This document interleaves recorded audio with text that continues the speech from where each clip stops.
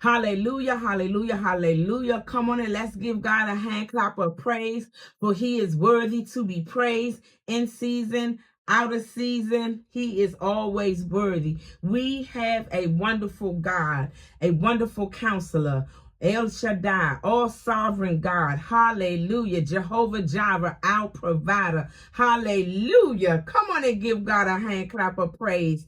Good evening, Inspired Life Ministries family and friends. Welcome, welcome, welcome to part 3 of Rejection series. Part 3 of the Rejection series. In the ILM family, strength in unity. We lift our voices high, praise to the sky. Reach for the... So let's get started. I hope you have your Bibles. I hope you have ink pad, iPad, notepad, notebook, compensate pad, legal paper, something. And of course, your writing pen, pencil, crayon, whatever it is you need to do to take these notes. Amen. So let's get started. Rejected to restored. We've been talking about rejection. I think this is our third lesson, third message with rejection. So we're going to go just a little bit deeper. Amen. Hallelujah. The resurrection after the rejection. Now, I want you to imagine with me, if I had a broken pot, I would bring it here so that for those who are visual learners like myself would be able to see it. So you envision this pot that is cracked, broken. Most people would throw it away. But in Japan, they got something called Kintsugi, K-I-N-T-S-U-G-I. They fill the cracks with gold. What was broken becomes more beautiful, more valuable. That's what God wants to do with your rejection story. Now, we've talked about rejection being prophetic. We've exposed how pride sets us up for the pain.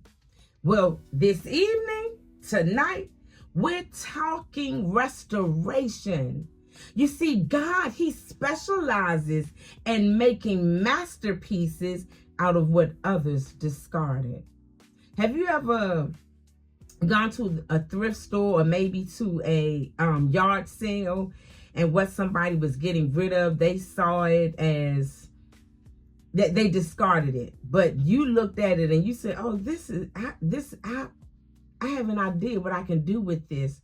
So sometimes what other people discard, we can take it and make it something beautiful, a masterpiece. Here's our scripture foundation. I would like for you to go to the book of Joel, chapter 2, verse 25. And I'm still in the Amplified translation. And it says this: I will compensate you for the years that the swarming locust has eaten. Now, when you take Joel chapter 2:25 and you connect that to Romans 8:28, it says it in this manner. And we know that all things work together for the good of them who love God, who are called according to his purpose.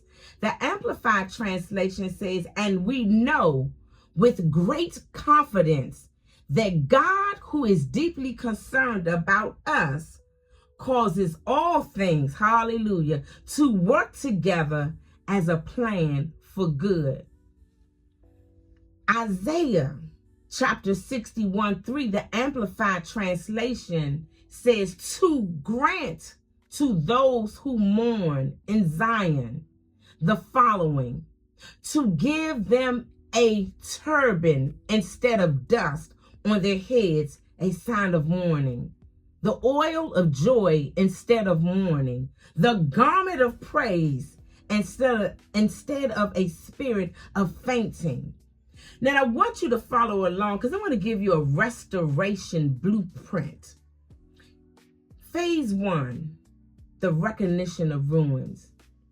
I want to paint for you or draw for you a picture.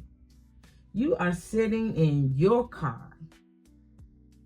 You might say, well, I don't have a car, I don't own a car, but that's okay. Dream with me. I just need you to see this. You're sitting in your car after that rejection. Maybe it's what they call a pink slip. In other words, you were terminated. Maybe it's divorce papers, separation papers. Maybe it's a we've decided to go with someone else email. Your hands are shaking.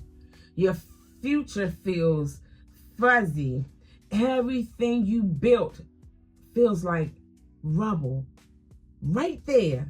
In that moment, God is already working. You see, the world says, pick yourself up, dust yourself off, show them what they lost. But God says in Psalms 46:10, be still and know that I am God. God says, be still. You see, I'm about to show you what you found.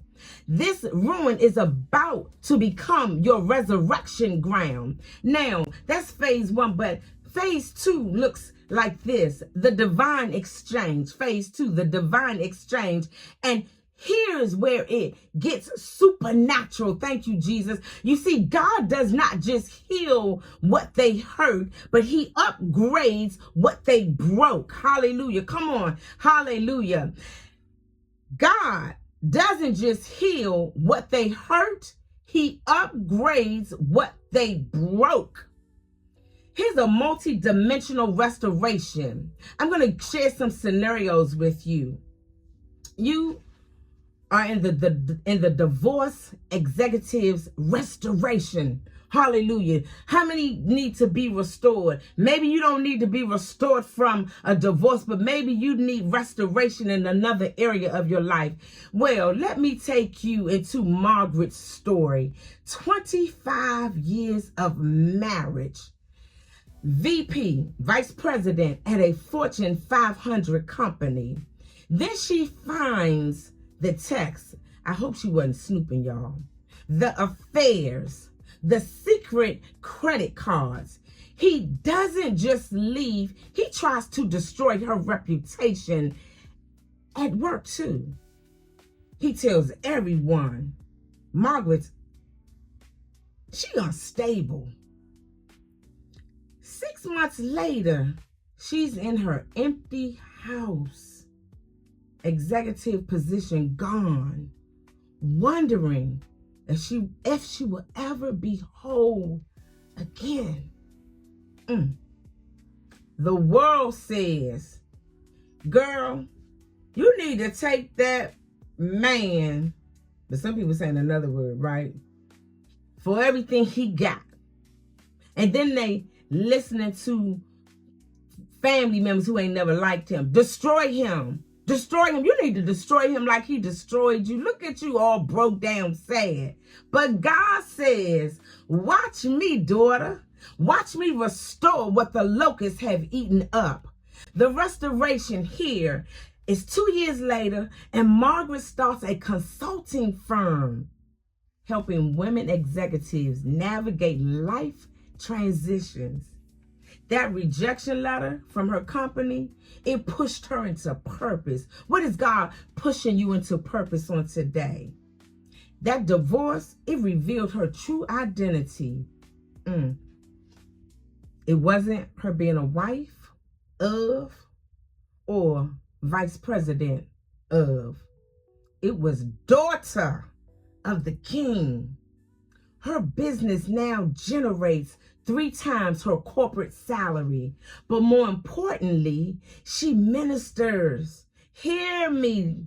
She ministers to women who sit where she once sat. Her mess became her ministry. What is your mess that God is causing it to become a ministry? Her test became her testimony. What test are you going through? Have you passed? That is now your testimony. What about the pastor's children, the pastor's daughter, the pastor's son's redemption? You see, David grew up in the church, pastor's kid. Everybody expected him to do what? Y'all know. He gonna be a preacher like his father, to follow his father's footsteps. But at 19, addiction got him. By 25, he had been to rehab 3 times. His father, protecting the church's reputation, publicly distanced himself. I have no son who lives like that. Feel that? That's not just rejection, that's erasure. The world says, your own father rejected you. You'll never recover from that. But Almighty God says, when your father and mother forsake you, then will I take you up. Watch this restoration. Today, David runs 3 recovery centers. That rejection from his biological father pushed him into the arms of his heavenly Father. Those years of addiction that became his qualification to reach the unreachable. See, sometimes God can and will take your addiction and qualify you to reach the unreachable. His father now serves on the board of David's ministry. You see that reconciliation? The son he rejected became the man he respects. But David will tell you, I had to forgive him before the restoration, not because of it. So who out there needs to forgive somebody before the restoration can take place? We all have somebody or reason to forgive. Let me talk to the single mothers, the marketplace miracle. Keisha, she has 3 children. Baby daddy disappeared when she got pregnant with the 3rd. Applied for 17 jobs, rejected by all. Food stamps running out. Faith running thin. But one night, making dinner from whatever left in the pantry, her daughter says, Mama, why you cook so good with nothing? You see, the world says the system is against single mothers, even single fathers, let's say single parents. Just survive. But God says, I'm about to turn your lack into abundance. Who is the Holy Spirit talking to in this moment? That God is about to turn your lack into abundance. You see, the restoration, that comment sparked something in Keisha. Keisha started a YouTube channel, Miracles from the Pantry, showing single mothers how to make gourmet meals on food stamp budgets. What a mighty God we serve. Do you all see how rejection takes us not just to a place of restoration, but to a place of being resurrected where God wants to take us, where he wants us to be? Now, 6 months later, a cookbook deal, cooking, show palette, corporate sponsors. But here's the kingdom part. She employs only single mothers. Every rejection letter is framed in her office with that caption that says God's redirections. Look at the time. Our time is up. We thank you for yours. But let me ask you, did you enjoy Keisha's story and all the other stories you heard about rejection? The testimony could also be yours of how God reverses it and makes it for your good. And let me tell you, beloved, it's not just for your good. It's for everyone around you. It's for every person that's dealing with stories like Keisha. See, Keisha's name is Keisha, but there's another person named George. There's another person named Sean. There's another person named Lori who's dealing with the same types of things. And when Keisha overcomes her trials, tribulations of rejection, they get cues from that success and they can grow from that. And so can you. Listen, beloved, you cannot do that without a personal relationship with Jesus Christ.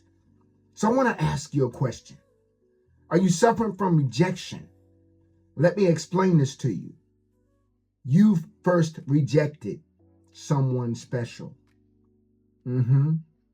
Jesus Christ. If you do not know the Lord Jesus Christ and you've been offered him before and you've chosen not to become saved, not to give your life to Jesus, that's a rejection.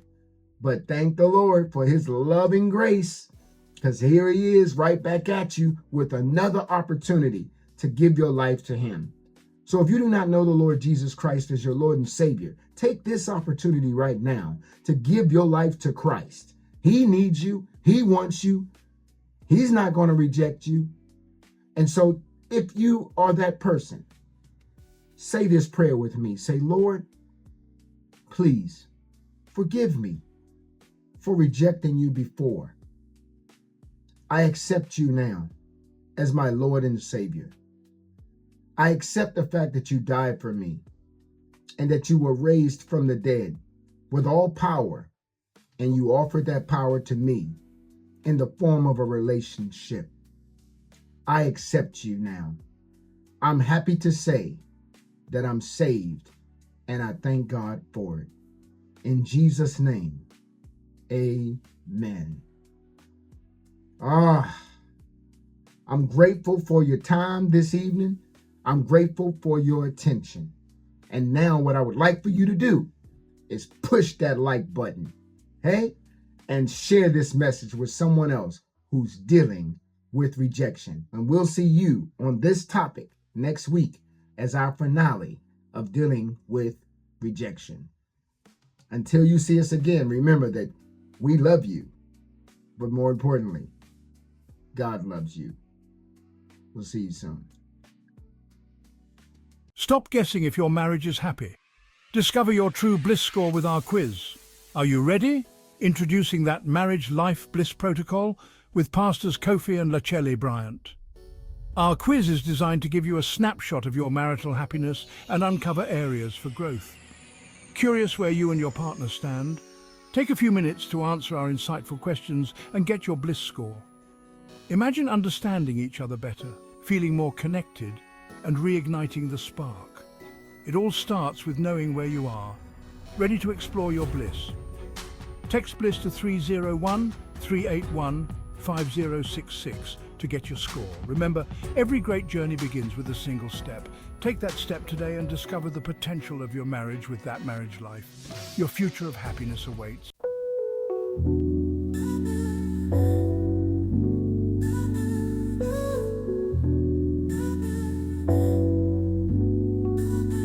In the morning we rise, our hearts open wide. With every step we take, we find our guide. We gather round as one in the warmth of the sun, learning love renewed by His grace. We're tuned. Reach for the